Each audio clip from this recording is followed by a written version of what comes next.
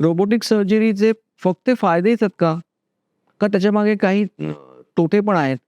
तर कुठलीही गोष्ट ही फक्त फायद्याने येत नाही. कुठलीही गोष्ट ॲडव्हांटेजेस आणि डिसॲडव्हांटेजेस ह्या दोन्ही गोष्टी घेऊन येत असते.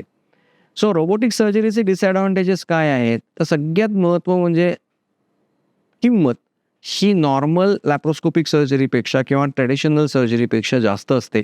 कारण त्याला लागणारी जी सिस्टीम आहे, त्या सिस्टीमलाच खूप जास्त पैसे पडतायत आज. उद्याला कदाचित त्याची जर किंमत कमी झाली, तर रोबोटिक सर्जरीची कॉस्ट पण कमी होईल.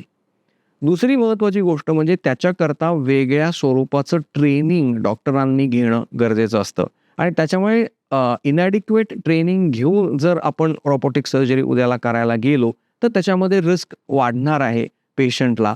कारण ते काय पद्धतीने काम करतं आणि कशा स्वरूपाने ते वापरायचं असतं याचं जर मी शिक्षण घेतलं नसेल, जसं मी म्हणतो की गाडी चालवायला आपण जर नीट शिकलेलो नसू, तर ॲक्सिडेंटचं प्रमाण जास्त होणार आहे.